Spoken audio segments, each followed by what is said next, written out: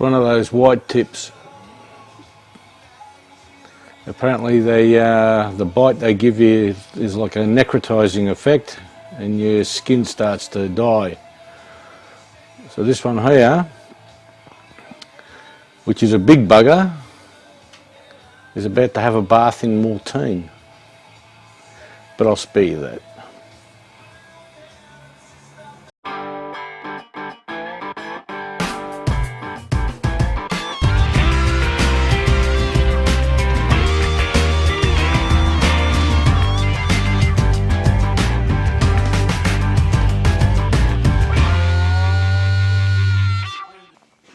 G'day all, welcome back to Built by Chris. In this episode I'm going to be making a new table saw sled. The one I've got is really good, but it's big and cumbersome and heavy, and I tried not using it, which defeats the whole purpose of having one. So I'm going to make a smaller one, and hopefully I'll use that one a lot more. The reason I'm doing this is Dirk's making one as well, and he sort of put forward a few good points, and I thought, you know what, I think I might do one as well. So thanks Dirk for the idea, and let's go ahead and see how I put this thing together. So as with all my jigs and workshop fixtures, I'm making it out of form ply, because the form ply really slides easily on the bench, on the tabletop. So I'm going to make it out of the form ply. Now I've been trying to work out what size I'm going to make this. Now I've just measured my tabletop and it's 510 millimeters wide. So I'm figuring if I put an extra 100 either side, that makes it 710 mil. And just measuring that out, I think that's going to be more than wide enough. Let's do that.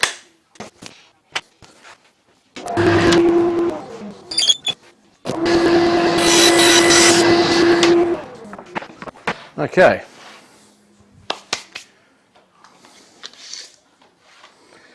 Exactly 710 mil.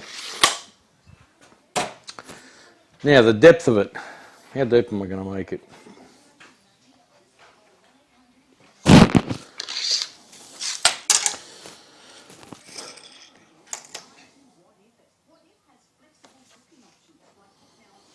My tabletop is 685 millimeters. That just seems like too much.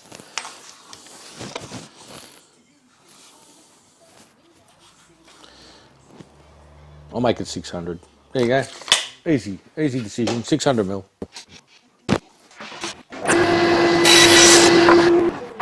So there's the base of my sled. Now all I need to do is get some track for it and put that on. Okay, I've got my miter slides. I pulled them off the old miter sled. They just happen to be the right size, maybe a little bit too long, but anyway, it doesn't matter. Now I'm going to stick these to the bottom of this. Now I don't have washers and everything like that. I've just got these ice cream sticks that I use for my resin casting. So I'm just going to put those in there. That's going to raise these up high enough so they're just above the tabletop.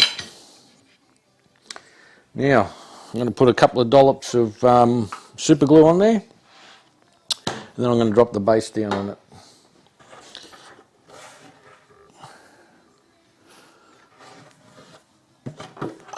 There we go.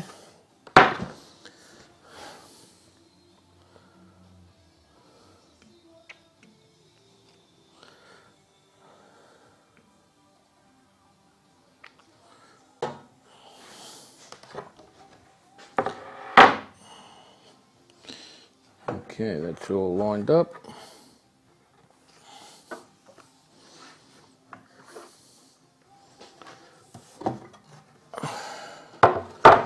There we go, that's stuck down. Now I'll just pre-drill it and put some screws in.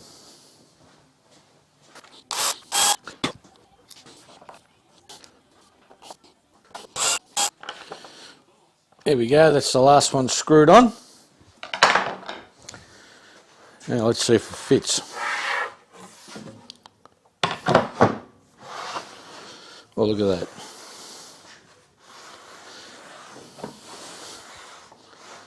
Beautiful. A little bit tight, but I've got to loosen the, there's nylon screws on those runners, and that allows me to dial it in so it's a nice tight fit. I might have had to screw it out just a little bit too far, but there is no play side to side, and it's perfect. Okay, next thing, we're going to put a fence on the front. Alright, I've got two pieces of, looks like 70 by 45. They look pretty straight. So one's going to go here, and one's going to be at the back here, going to be the back fence. So obviously I've got to cut them down to length. The other thing I want to do is, there's a bit of a rock to this one. I want to run them over the jointer, so they've got a nice flat bottom and a nice flat side as well. So let me set that up, and we'll get that done. Okay, I've run these through the jointer, and I've realised that I forgot to hit the record button, so you didn't get to see that lovely piece of footage. But I've milled these two up. There's 90 degrees right here, so one of these pieces, like I said, was going to go right here, and the other one is going to go right here. But I need to trim these down to size, so I'll do that on my miter saw, and then I'm going to screw them down. So let's get ahead and do that.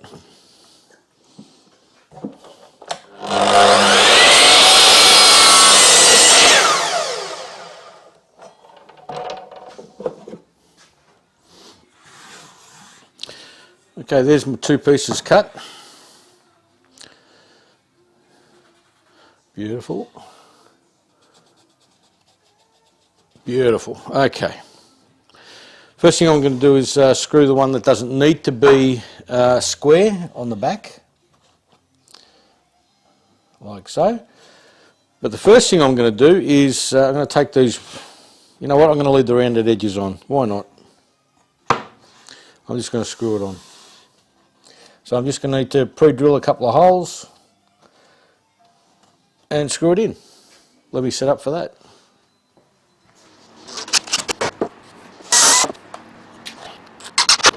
Beautiful. I'll just put a couple more screws in for security. Now I know my blade's going to be roughly in the middle here, so as long as I don't put any screws anywhere near there, I'll be good. There we have it.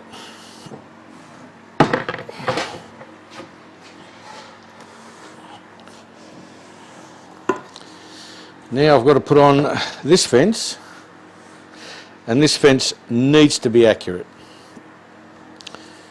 Needs to be accurate. So I'm going to use my carpenter's square.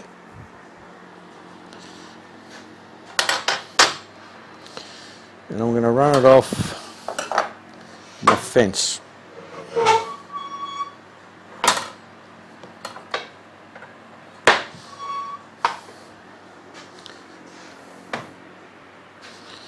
Because I know my fence is square to the blade.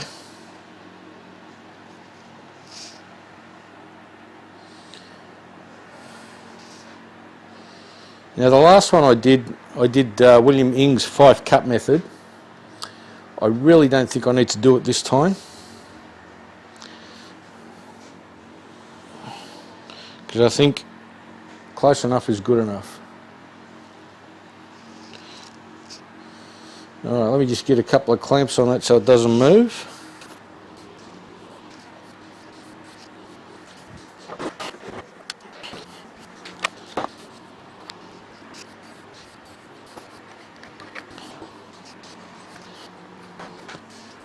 Okay.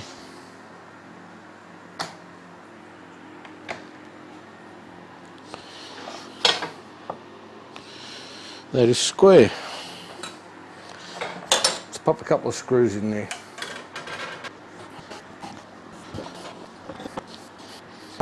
I'm going to move this clamp over a little bit so I can get right in the end here. And I'm going to do the same to this one.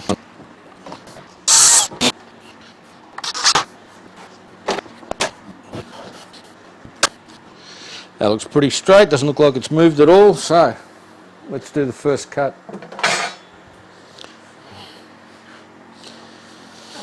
I've got to raise the blade up through it, so let's do that.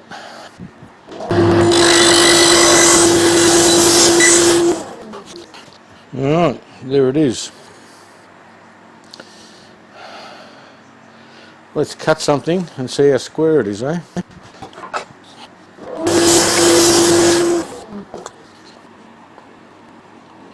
You know what I'm thinking? That's more than close enough for me. If I could show you that. That is dead on. I think I aced it in the first go.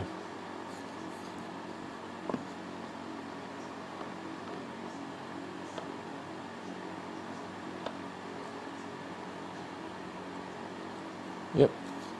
Happy with that. So now I'm going to turn it over. I'm going to put a few more screws in here just to lock this one down. And my table saw sled is done.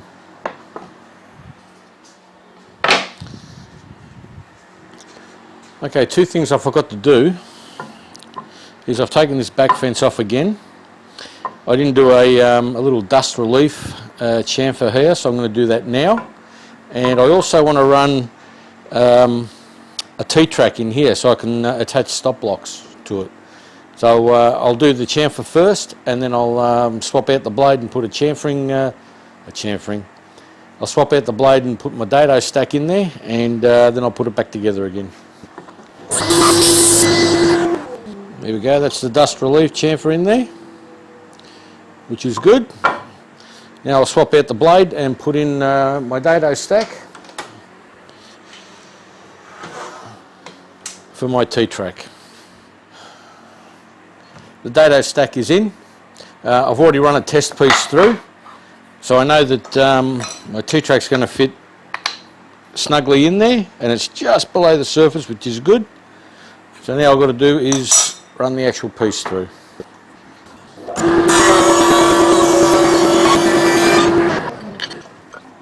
So there's one piece, there's the other piece. If you're wondering why I've got a gap in between, is that's where the blade's going to go through. That's where my blade goes through, so I don't want to cut through the aluminium, even though I can, but I just don't want to do it because it'll blunt the blade. So they're fitting in beautifully. All I've got to do now is screw them down. So there it is, one exceptionally simple table saw sled. Works like a charm. I got my stop block put in, which I was very happy to get in there. I put the little chamfer in there, the little dust relief chamfer, and it's a lot smaller, and I reckon I'm going to use it a lot more than I did my other table saw sled. I should have made one this small ages ago, but I was always one of the guys that said bigger was always better. Not in this case. Anyway, there it is. Table saw sled's done. If you liked what you saw in this video, please give me a thumbs up. If you didn't like it, you know what to do. But leave me a comment as to why. And I'll catch you all on the next one. Bye for now.